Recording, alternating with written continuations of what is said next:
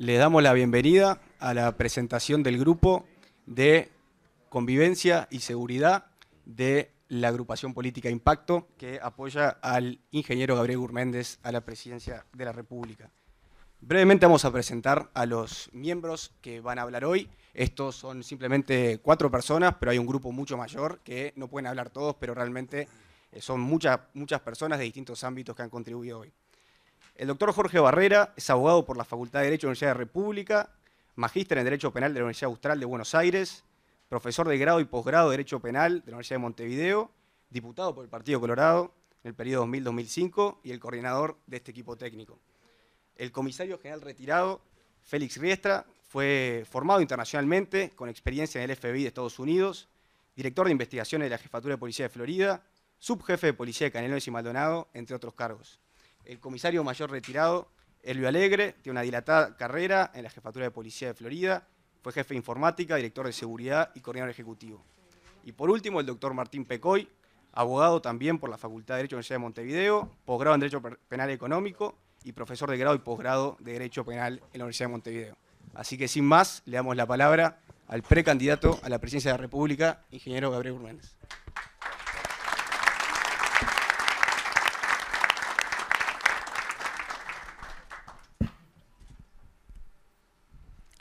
Bueno, buenas noches a todos. Muchas gracias por acompañarnos hoy. Primero quiero aclarar que en términos deportivos esta fórmula es paritaria. La cuestión de la seguridad es el tema más importante de preocupación de los uruguayos. Basta recorrer cualquier barrio o ir a cualquier pueblo o cualquier villa del Uruguay. Es la primera expresión de preocupación de las familias uruguayas.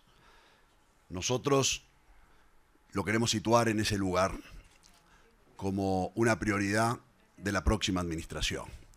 El narcotráfico es el enemigo público número 1 de los uruguayos. Mata y envenena a nuestros jóvenes y tiene la capacidad de corromper, y creo que es realmente el riesgo más importante que los uruguayos tenemos en cuanto a nuestras proyecciones de un mejor futuro en paz, y además creo que puede llegar a ser el riesgo más importante para nuestra democracia. En ese lugar es que situamos este tema, y como hemos venido trabajando en esta campaña que va en serio, entendemos que la mejor manera de actuar es nuevamente presentando un grupo de expertos con conocimiento, profesionales y con logros en las respectivas actuaciones en sus campos, y hacer propuestas. Ellos van a explicar las propuestas, yo voy a hacer algún breve resumen de los aportes que nosotros estamos haciendo a esta campaña. El primero lo quiero titular como el Superministerio del Interior.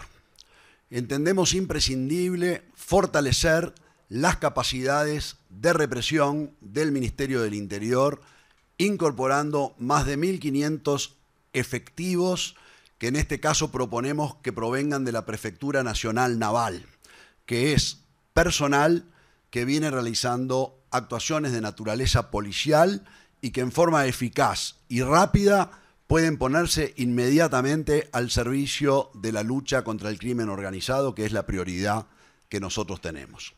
En ese sentido también se establecerá el mando único de estas fuerzas y también el comando centralizado de todas aquellas entidades públicas que están repartidas en distintas reparticiones para que se puedan alinear en una estrategia común en contra de este tipo de delito.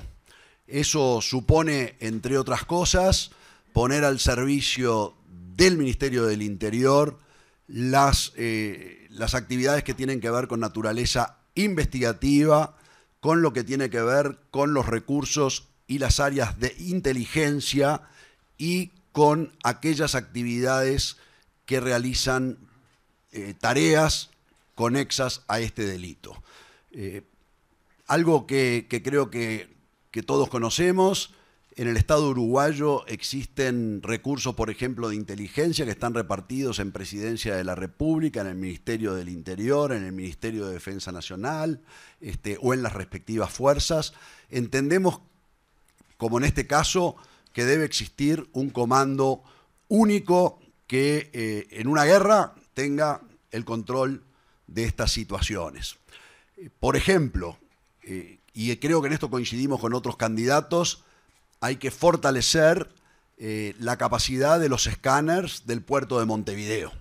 Eso naturalmente lo compartimos, pero también entendemos que este tipo de actividades debe tener una supervisión o algún tipo de control aleatorio por parte del Ministerio del Interior, de manera de garantizar, mediante controles por oposición, que no existan ahí desvíos o eventuales apartamientos del rigor con que se deben realizar este tipo de actividades. En ese sentido, yo también quisiera, de alguna manera, titular esto como una represión inteligente centralizada. Es decir, realmente creo que también debemos avanzar con la incorporación de tecnología y recursos innovadores en el combate al delito organizado. Es una referencia muy evidente, pero de nuestra experiencia anterior, en la presidencia de Antel, el haber llevado la fibra óptica a los barrios permitió instalar más de 2.500 cámaras de videovigilancia en la ciudad de Montevideo.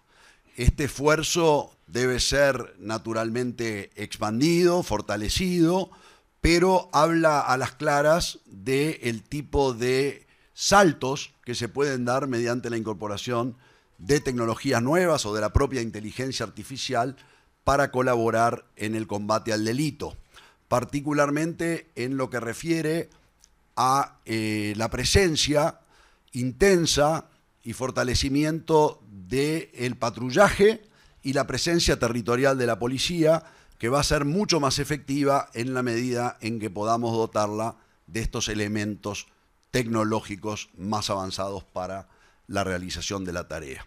La policía de cercanía es una de las, digamos, de las armas que realmente hay que seguir fortaleciendo, la presencia en el territorio de la policía de cercanía, el conocimiento de los vecinos, es un instrumento fundamental que va a ser mucho más eficaz en la medida en que podamos dotarla de este tipo de instrumentos tecnológicos. En materia tecnológica también, y por suerte coincidimos también con otros candidatos, resulta absolutamente imprescindible poder mejorar la capacidad de control del espacio aéreo del norte del territorio del país para poder combatir el ingreso de drogas en el Uruguay.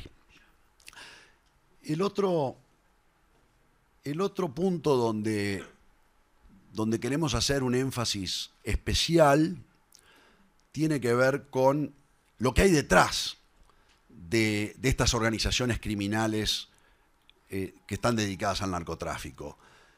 Es el dinero. Esto lo hacen por plata. De vuelta, matan en las calles y envenenan a los jóvenes con el propósito de tener esta vida de lujos, esta vida de mansiones, esta vida de los autos de alta gama. Nosotros entendemos absolutamente imprescindible fortalecer el sistema de lavado de activos, ir detrás de la ruta del dinero y pegarle a estos delincuentes en donde más le duele, que es en el bolsillo. Por eso debemos poner más recursos materiales y humanos para el fortalecimiento de la CENACLAFT, fortalecer institucionalmente la JUTEP, avanzar con las normas de financiación de los partidos y particularmente en los ámbitos de la Fiscalía y en los ámbitos de la justicia, asegurarnos de que existan procedimientos que garanticen que por cada carpeta investigativa que tenga que ver con una causa o una formalización vinculada al narcotráfico, haya una carpeta espejo necesariamente que investigue lo que hay detrás de ese delito en términos de lavado. El otro tema en el que nosotros queremos hacer énfasis tiene que ver con la rehabilitación. Para proteger a las familias uruguayas de una manera adecuada, tenemos que evitar que la mayoría de los presos que salen de las cárceles no vuelvan a rapiñar, a matar o a drogarse. En el Uruguay el 70% de las personas liberadas vuelven a delinquir. En esto estamos fallando si queremos proteger a nuestros compatriotas. Aquí entendemos imprescindible en este esfuerzo de rehabilitación que las cárceles, o más bien el Instituto Nacional de Rehabilitación, salga de la órbita del Ministerio del Interior. El Ministerio del Interior o el personal del Ministerio del Interior es gente que está especializada en aprender a los delincuentes, en arrestarlos, en mantenerlos bajo el rigor. No tienen ni la especialidad ni la vocación para reeducarlos y ayudarlos a reinsertarse en la sociedad. Eso requiere de otro tipo de personal y de otra vocación, por lo que nosotros estamos proponiendo que salga el Instituto Nacional de Rehabilitación del Ministerio del Interior y vaya a un servicio descentralizado donde se combine con otros recursos del Estado, particularmente la Dirección Nacional de Liberados, que hoy está en el ámbito del MIDES, para que allí se puedan concentrar los esfuerzos y al mismo tiempo lograr, en la medida que este proceso avance, liberar efectivos policiales que hoy están dedicados a las actividades carcelarias para volcarlos a la lucha contra la inseguridad en las calles uruguayas. El otro tema también tiene que ver con las cárceles. En Uruguay tenemos cerca de 15.000 presos. Es realmente una tasa de prisionalización alta en términos internacionales. Entonces lo primero que vamos a decir es lo que no vamos a hacer. Nosotros no vamos a liberar presos, no vamos a liberar presos. Y nos cuesta entender el concepto de desprisionalización si va por ese lado, especialmente en función de los antecedentes históricos que han habido en el Uruguay. Nosotros proponemos la creación de 3 nuevas cárceles de un tamaño adecuado, de 500 reclusos, que nos permita además clasificar a los delincuentes que estén en las distintas cárceles para que aquellos delincuentes que están formalizados o están recluidos por delitos graves no convivan con otros delincuentes que tienen sentencias por delitos más leves. De esta manera evitar esta universidad del delito en que se han transformado, donde los presos terminan saliendo con un nivel de sofisticación en el conocimiento de la actividad criminal que termina siendo precisamente lo contrario de lo que debe ser la rehabilitación, que es el mandato constitucional para lo que están las cárceles.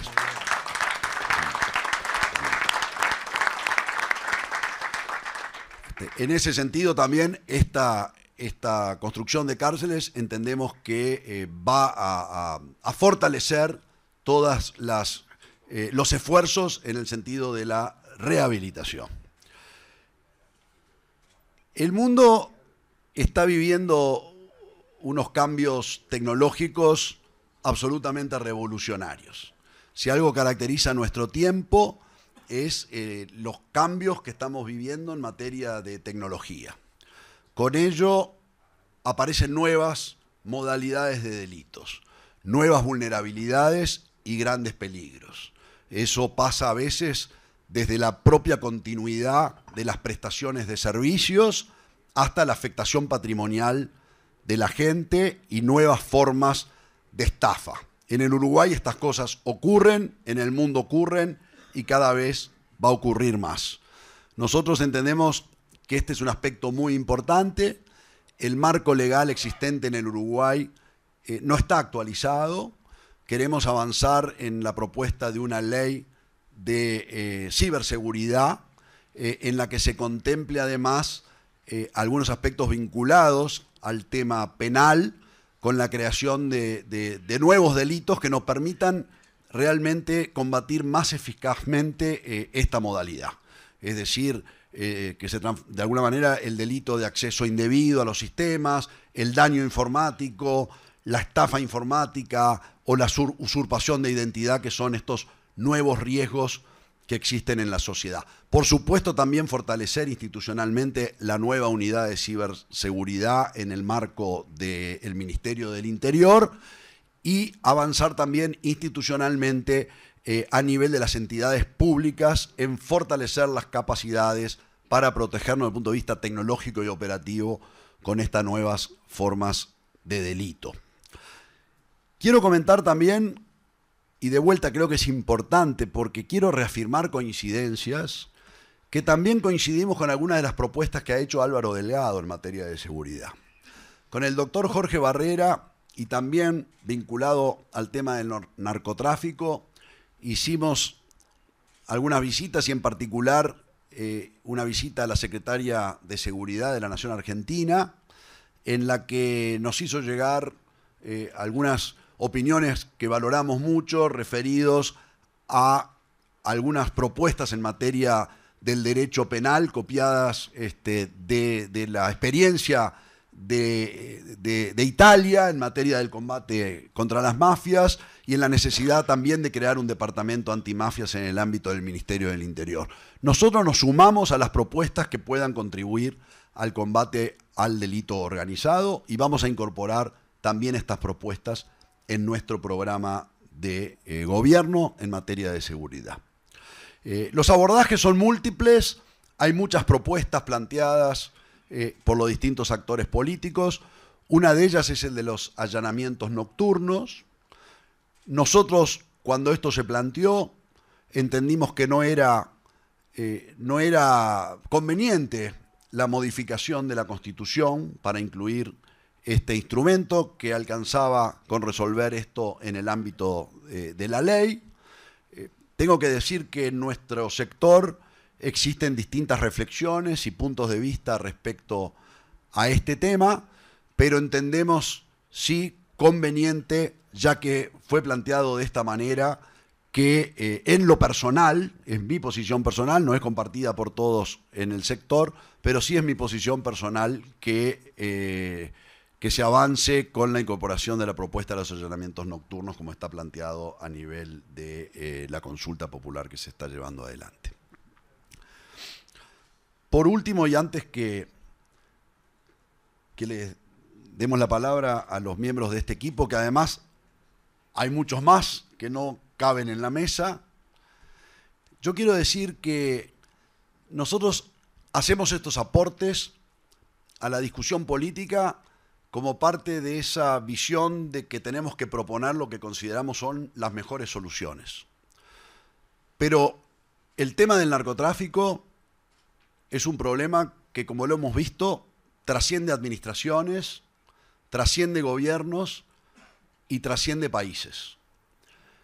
Nosotros aportamos estas ideas, pero quiero comprometerme y hacerlo con énfasis de que desde la Presidencia de la República, desde la coalición o desde el lugar que nos toque, nosotros vamos a ser los primeros en tratar de encontrar los acuerdos mínimos a nivel nacional para poder avanzar en contra de este flagelo. Si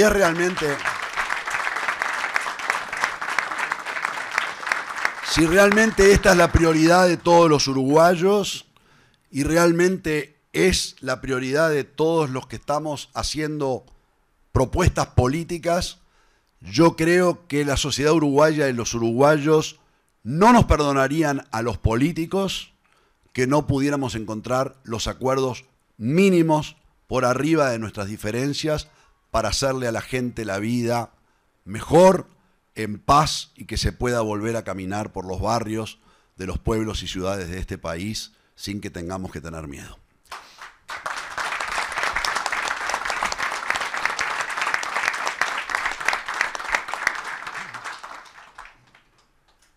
Le voy a pasar entonces la palabra al doctor Jorge Barrera. Muchísimas gracias. Yo voy a ser algo que a Gabriel no le gusta, que es salirse del libreto. Porque Gabriel, como buen ingeniero, tiene todo cronometrado, armado, con minutos, con propuestas, con aterrizajes concretos, y entonces me puedo dar hoy la libertad, ya que no me puede corregir, de hacerlo frente a ustedes con dos reflexiones iniciales. La primera, y las dos de carácter personal. La primera es que siento, y ya se me notó en la presentación oficial de su candidatura, siento una profunda emoción por estar aquí, porque hace 17 años que solamente me dedicaba a la actividad privada, y cuando Gabriel anunció su candidatura, entendí que era mi obligación moral apoyar con mis ideas, con mi trabajo, lo que es, a mi entender, una candidatura de un hombre serio, honesto, no solamente económicamente, sino honesto intelectualmente, que además viene con profunda seriedad y rigor técnico a plantear ideas hacia el país, que además de todo es un hombre que conozco hace más de 45 años y es de profundas convicciones y no lo mueven ni especulaciones ni cálculos electorales, sino que lo mueve la búsqueda de la excelencia y de la verdad. Entonces, trabajar con alguien así es como volver a nacer y sentir que en mis 55 años trabajé para quien fuera mi segundo padre, porque me enamoraban sus convicciones y sus ideas, como es Jorge, y después de un profundo descanso de esta actividad, siento un honor que quería compartir con todos ustedes y una emoción de aportar, no con ningún cargo ni electivo, ni ninguna posición a la cual no aspiro, ni estoy en condiciones de aportar, pero sí, si hay alguien que con convicción, coraje, lealtad, servicio a la República quiere aportar a esta causa, era mi obligación estar acá. Perdón, Gabriel, que me salí del libreto. No te hubiera dejado.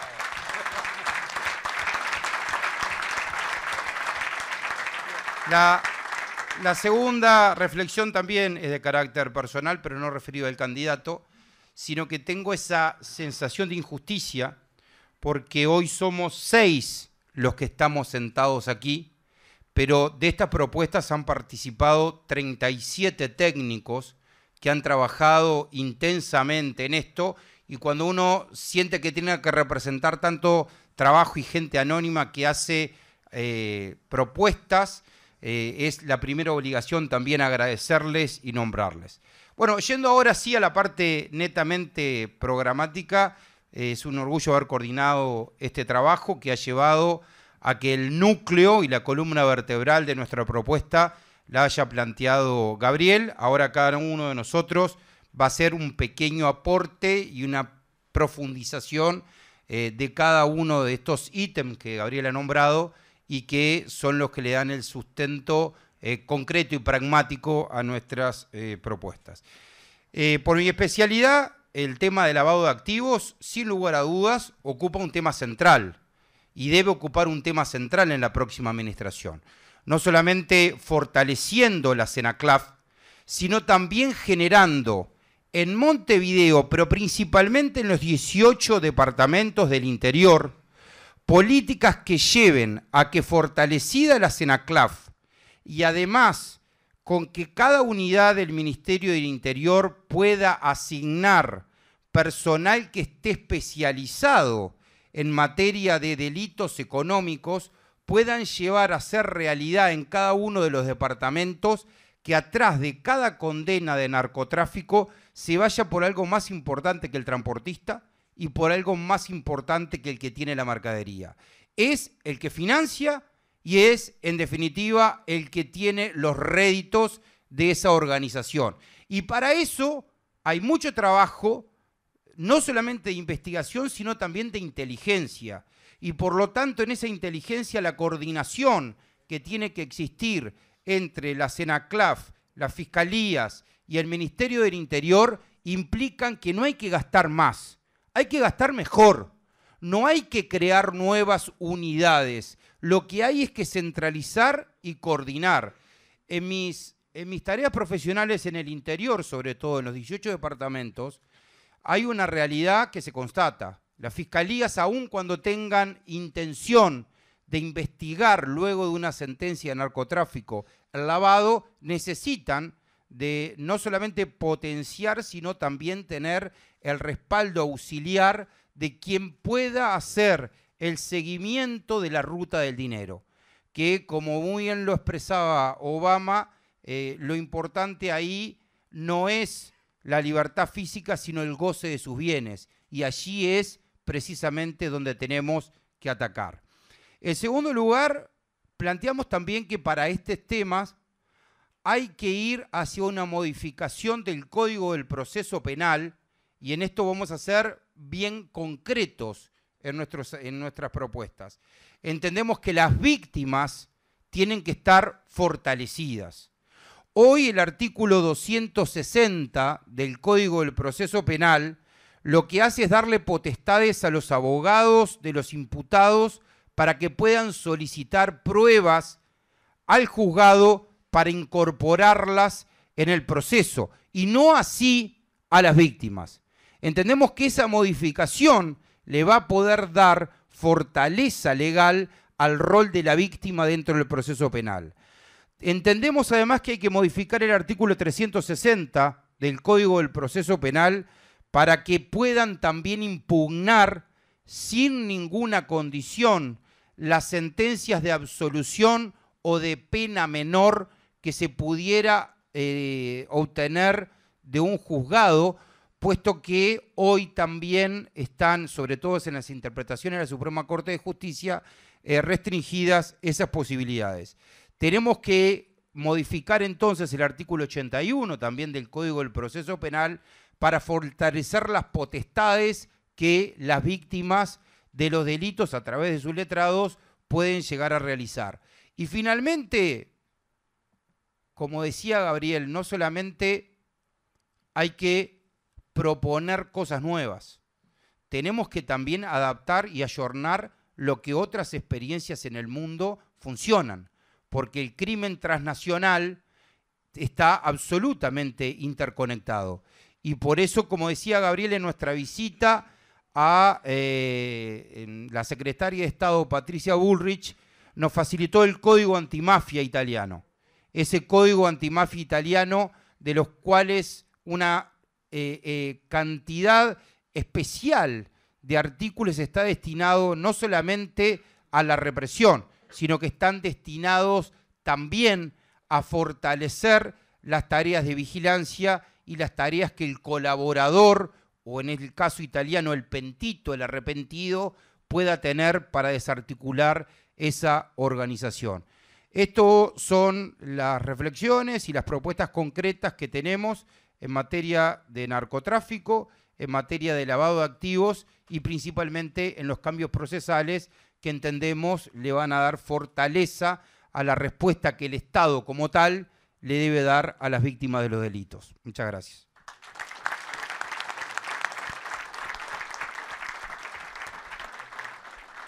Buenas noches a todos.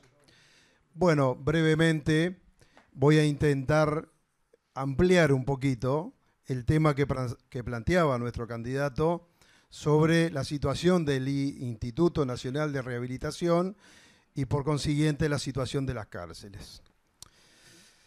No hay que ser muy inteligente para darse cuenta que la situación que sufre nuestro país en este sentido es realmente importante y la debemos de atender rápidamente.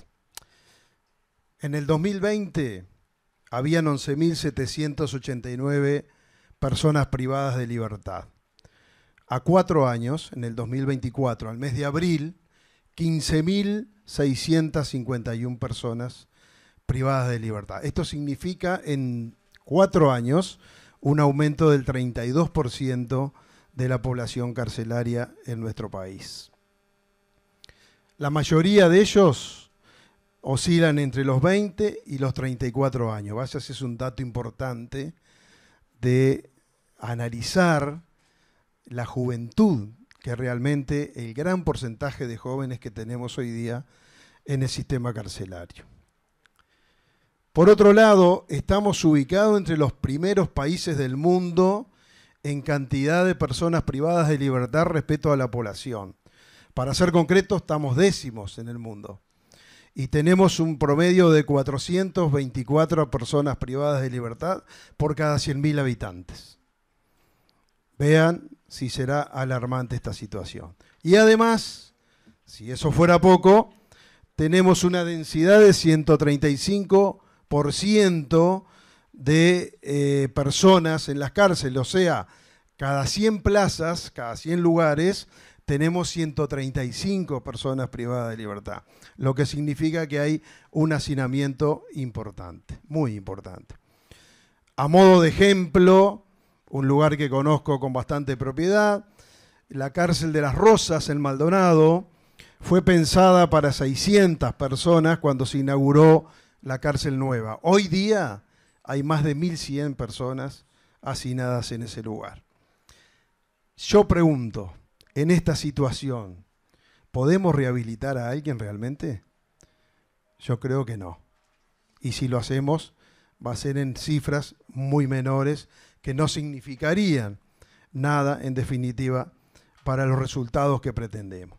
Por eso, Gabriel planteaba, en la parte relacionada a este tema, la creación de 3 nuevas cárceles con no más de 500 plazas para cada una, que se podrían hacer con participación público-privada, lo que significaría para el Estado una inversión relativamente manejable.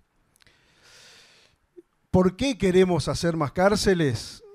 Porque en realidad lo que buscamos al final del día es reducir de alguna manera la cantidad de personas privadas de libertad. Pero para eso tenemos que cumplir un paso fundamental que nos manda la Constitución de la República, que es la rehabilitación de las personas privadas de libertad. Y como estamos hoy día, y como lo dijimos anteriormente, lo vemos sumamente difícil.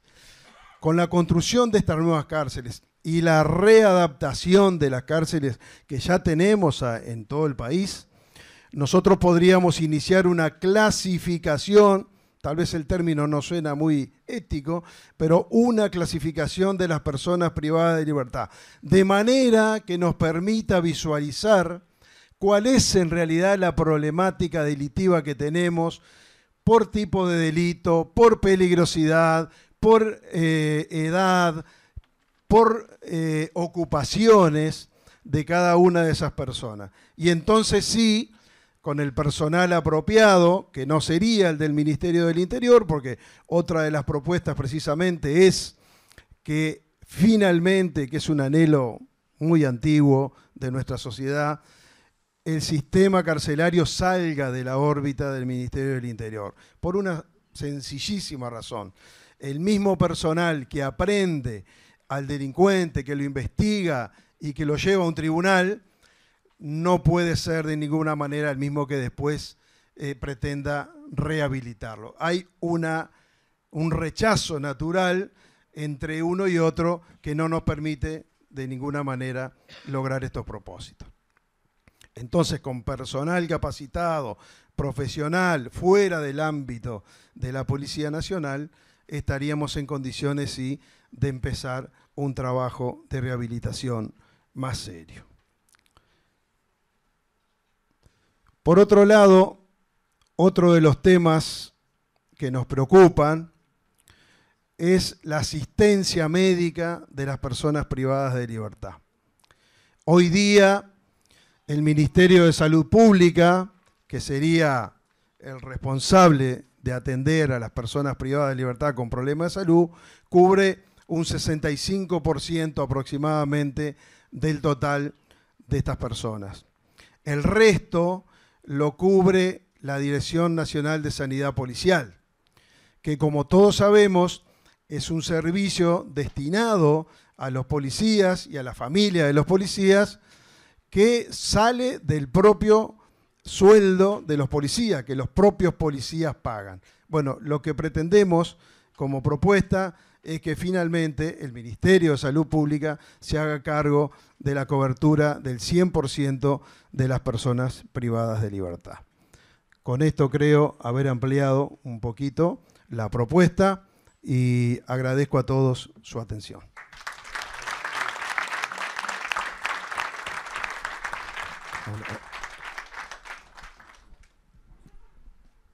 Hola.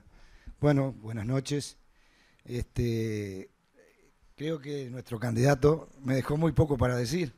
Realmente especificó bastante bien cuál es la intención de nuestro sector con la creación, digamos, de ese superministerio, que tal vez la palabra, no sé, no es que sea el ministerio, el superministerio, porque sea mejor que los demás, nada por el estilo, sino que la idea es justamente, como decía Gabriel, lograr que ese ministerio pueda organizar, convocar, tener acceso y complementar toda la información estratégica que se maneja, por ejemplo, para que a ustedes les quede claro, para poner un ejemplo, cuando la policía hace algún tipo de procedimiento, muchas veces involucra muchos organismos que no tienen nada que ver con el Ministerio del Interior.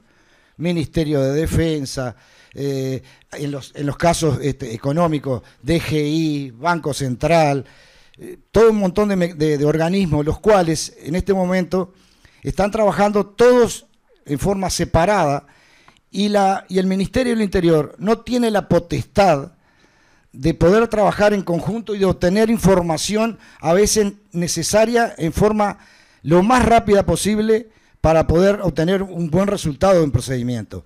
Entonces, toda esa burocracia provoca que están todos los servicios, digamos, descentralizados y no tengan un resultado efectivo porque justamente no hay un mando centralizado.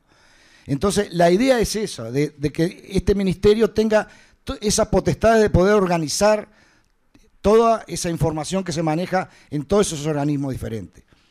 Otro punto importante que planteó Gabriel fue justamente que en ese nuevo ministerio se puedan incorporar otros organismos, como puso el ejemplo él, Prefectura Nacional Naval, la Policía Aérea, que son organismos que están cumpliendo una función netamente policial, pero que sin embargo no dependen del Ministerio del Interior. Todos ustedes han estado de repente en un aeropuerto y ven que trabaja, por ejemplo, Migraciones, la Brigada de Drogas y otros organismos de la policía que están, digamos, bajo la órbita de la Prefectura Nacional Naval, que no tiene absolutamente nada que ver. Entonces, ese mando unificado lograría que en todo ese tipo de lugares donde sabemos todos que son problemáticos en los ingresos no solamente de droga, sino de contrabando, como los puertos, como los aeropuertos, tendrían un mando unificado y que a su vez ese mando unificado trabajara conjuntamente con la aduana. Entonces, existiría un doble control, el control netamente policial y el control aduanero, unificado en un solo mando. Y eso, por supuesto, que, como todos saben, todo lo que es unificado da una eficiencia muy superior. Se estuvo hablando también en algún momento de otras policías que se podrían, como el caso de la policía ambiental, en un futuro, pensando un poquito más hacia adelante, ¿no? Bueno, con respecto a eso, sería lo que habría que... bueno, otro tema que planteó Gabriel, que consideramos fundamental, es el tema de la reinstalación de la policía comunitaria, o la policía de proximidad, como se llamaba. Entendemos que es la pata que le está faltando a la policía en todo lo que es relacionamiento social con la sociedad. Es muy importante todas las tareas preventivas y represivas, muy importantes. Pero también es muy importante el acercamiento de la policía hacia la sociedad. En este momento yo les preguntaría a cualquiera de ustedes, ante determinadas circunstancias, ante determinado tipo de delitos o faltas o lo que sea, y la gran mayoría de la gente no sabe a quién recurrir, no sabe a qué teléfono llamar, porque de repente si no es un delito, usted llama al 911, le dicen que no. Si hay un daño, le dicen no, pero el 911. Entonces la gente no tiene a quién recurrir, o sea, no tiene un referente. Y otro ítem que también lo habíamos planteado era el fortalecimiento de la comisaría seccional. Es el órgano histórico referente de la gente. La gente no tiene un lugar a donde concurrir cuando tiene un problema, sea chico, grande, mediano o lo que sea. Se perdió la figura de la comisaría, se perdió la figura del lugar donde la ciudadanía podía recurrir. Ya no, inclusive hasta la figura del comisario, que era algo que la gente lo asimilaba como un poco el protector de su barrio, digamos. Entonces, justamente, fortaleciendo la comisaría seccional, fortaleciendo la policía comunitaria, vamos a tener ese acercamiento social, que es otra pata fundamental, porque no solamente le provee a la policía de ese acercamiento a la población, sino también es un canal de información para la policía. Si la gente se acerca a la policía, tenemos la información que a veces no la estamos teniendo porque la policía está mirando al policía la gente está mirando al policía aquel que está uniformado y de lejos, entonces no puede tener un acercamiento social, que es lo que requerimos.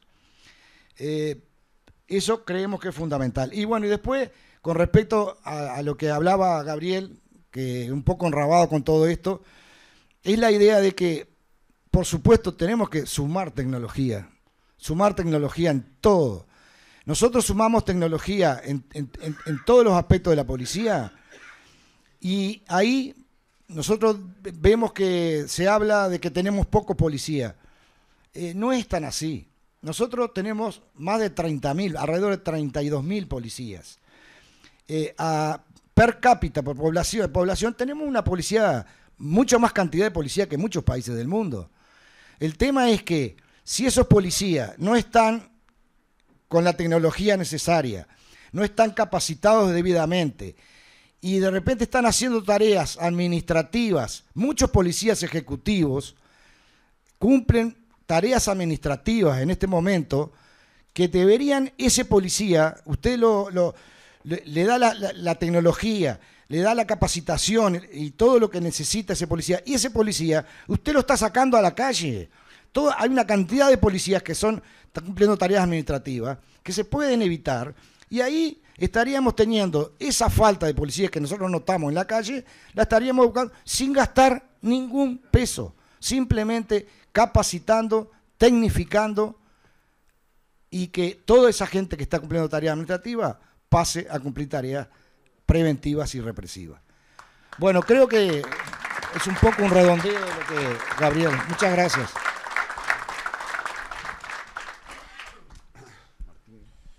Bueno, muy bien. Buenas noches a todos.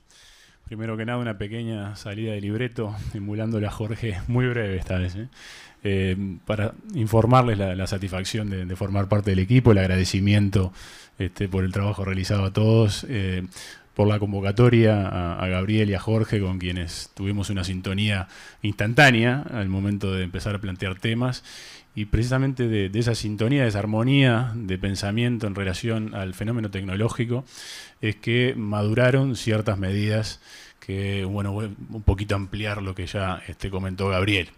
La primera medida de todas es precisamente la aprobación de una ley.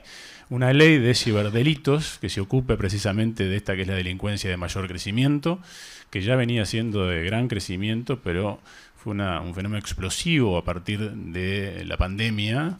Luego de la pandemia de COVID-19 un aumento del orden del 70% a nivel mundial, y no escapamos a eso nosotros como nación. De manera que necesitamos darle soluciones, seguridad jurídica y certeza a nuestros ciudadanos, a nuestras pymes de menores ingresos, y evitar de esa manera constituirnos en un paraíso de impunidad virtual. ¿Con qué? Con la aprobación de al menos estos 3, 4 delitos que ya mencionaba Gabriel. El acceso ilícito al sistema informático, debemos incorporarlo al Código Penal. Otro tanto ocurre con el daño informático, también con la estafa informática y la suplantación o usurpación de identidad digital. Como segunda medida, dentro de esta aprobación de una ley, sugerimos la creación de un registro de ciberdelincuentes y también la creación de una fiscalía especializada para tratar adecuadamente estos temas técnicos tan relevantes. Además, sugerimos una incorporación de un régimen de cooperación internacional. Estas conductas son de naturaleza transnacional, no conoce fronteras el ciberdelito, está originado por lo general en otras jurisdicciones y el daño resulta ser sufrido en una diversa, de manera que necesitamos entonces la colaboración de todos los estados y también nosotros colaborar en esa investigación. ¿De qué manera? Incorporándonos a ciertos documentos internacionales de referencia, ratificando la Convención de Cibercriminalidad Europea de Budapest, que ya han internalizado todos los estados parte del Mercosur. Tenemos el triste honor de ser el único país que no ha ratificado esa convención, que provee precisamente mecanismos de cooperación hábiles. Y otro tanto ocurre con la capacitación y la ayuda económica, tanto en recursos como en capacitación para tener personal especializado en la unidad de cibercrimen, como bien anunciaba Gabriel. Finalmente, el régimen procesal no debe sernos ajeno a esta problemática. Debemos incorporar una regulación en el Código de Proceso Penal específica relativa a la prueba digital, que tiene su naturaleza distinta de la prueba física tradicional, de manera que necesita de un tratamiento específico y necesita también de ciertos colaboradores. La figura del agente encubierto digital también la sugerimos como una de las medidas. Y a la vez una profesionalización permanente de las fuerzas del orden. Quienes investigan el ciberdelito deben estar al día de estas tecnologías que cambian permanentemente y por lo pronto sugerimos una actualización en cuanto a la inteligencia artificial y sus aplicaciones forenses, para, en definitiva, articulando todas estas medidas, lograr un protocolo de investigación propio para cada modalidad de ciberdelito. Muchas gracias.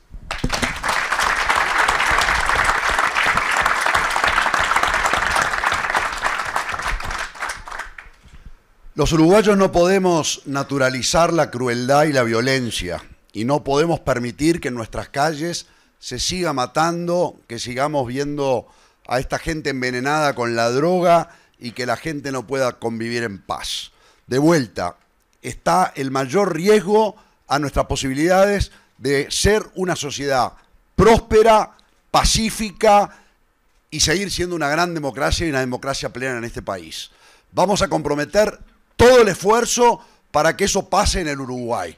Lo vamos a hacer desde el lugar que nos toque, como presidente de la República, como líder de la coalición o desde el lugar que corresponda. No nos van a perdonar los uruguayos que no logremos los acuerdos mínimos necesarios para terminar con este flagelo. Estas son nuestras propuestas.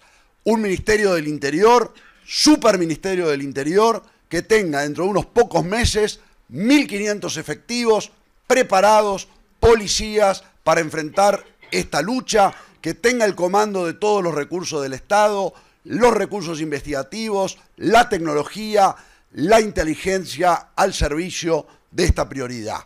Vamos a rehabilitar a los presos y a los que están presos vamos a tratarlos como se debe para que cuando salgan no vuelvan a dañar a nuestras familias y a los uruguayos. Esta es la prioridad más importante que nos reclaman nuestros compatriotas. Vamos a trabajar para ello.